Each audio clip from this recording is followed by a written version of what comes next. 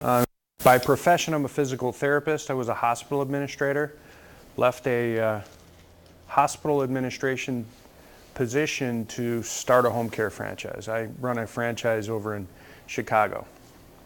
And a little bit about the corporate office. We're based out of Boise, Idaho. We've got about 108 franchise territories in 18 states and Canada.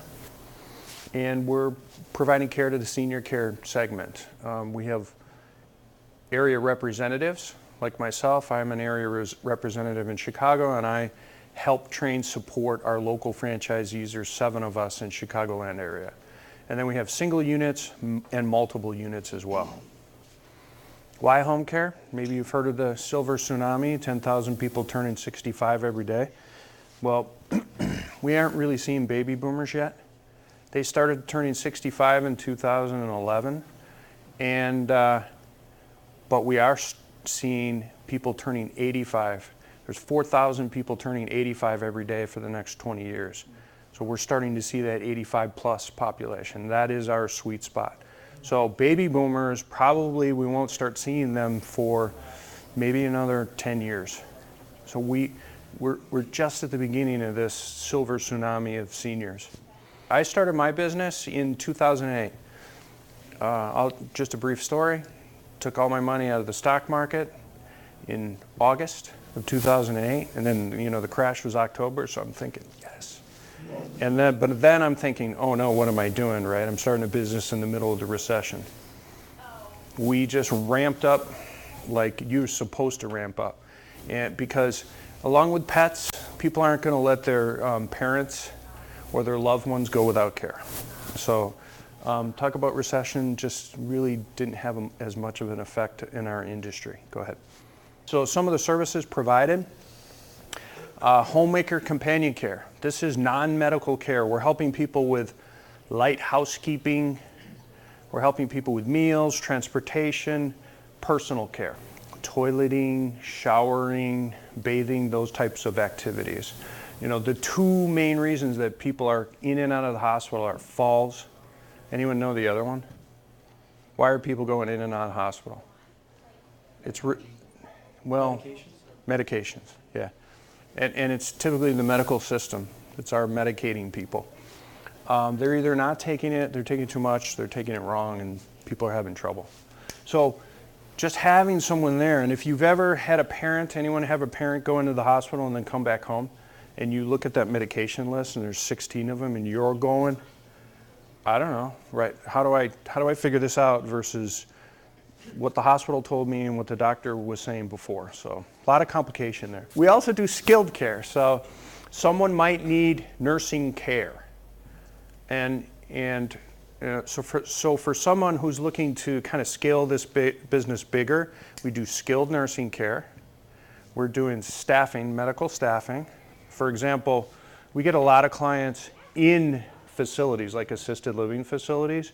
Well, those facilities need staff, and if someone doesn't show up, they call us up and we're staffing facilities. We're staffing home health agencies, we're staffing hospitals and rehabs and all those kind of things. So, and then medical equipment and like fall alert devices and walkers and chairs and things like that, and then case management. So a lot of different scales, ability to scale this business. It's a small professional office, 500 to 900 square feet, so not a lot of startup costs with this business. You need some computers and a phone, and you need to go out and do referral-based marketing. So it's a full-time business, white-collar business. You're working with professionals. It's a lot of B2B business to start out because you're working with social workers, nurses. You're working with trusted advisors in a community to get referrals. And then they tell your client or the 45-year-old female daughter of your client, I'm being specific, that, oh, this is who you should call Assisting Hands Home Care. It's family-friendly working hours. Scalable, like I mentioned, there's some great territories, 5 different revenue sources that people can build into. Affordable initial investment, typically from $70,000 to $150,000. And the majority of that, $38,500 for a territory, is working capital. Key benefits: high growth industry, recession resistant, 5 different revenue streams, great territories still available, experienced management team. I'm actually work for our corporate office as well. I don't know if I told you that, and our owners own franchises, so they know the business. They're not just in the business, to make money. They're in it. They understand this concept. State-of-the-art software, kind of a business in the box where caregiver picks up a phone from your client's house and they dial in a 1-800 number and it logs in for timesheets, invoices. So there's not a lot of, you don't have to hire a full-time person to input data. It's all through the computer system. And then it spits into invoices and QuickBooks and you're all set. This is our FOFA, our family of franchise owners. We're helping people. We're helping people build wealth. We're helping families build wealth. We're helping families. We're taking care of the elderly. We're helping build wealth for our caregivers as well. So it's very much a family-based atmosphere. And then, you're helping people. So competitive advantages with Assisting Hands is expanded revenue streams, 4-phase training program.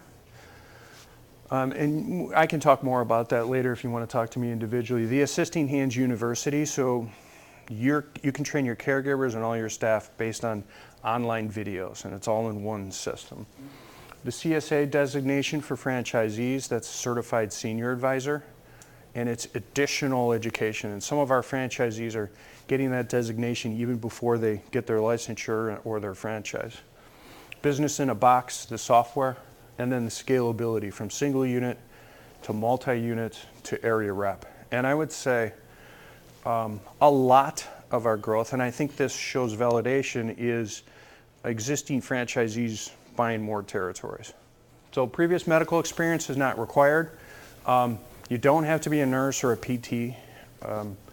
Strong management or business experience, development background is preferred. So some of our most successful guys are IT finance people who like working with people, understand referral-based marketing in their local market, and can hire and fire people. Those people do really well. Great people skills, like I mentioned, have the heart for the business and helping people, community and service oriented, driven to help others, and then, obviously the minimum financial requirements. And there's me. Thank you. If you have any questions, I got a table right over there. Any questions while I'm standing here? Are you in Wisconsin now? Yes. Where? Are there areas open? Yes, there are areas open. The only territory that is sold in Wisconsin right now is Menominee. So everything north, south, west, and east of there is open. Territories are typically about 250,000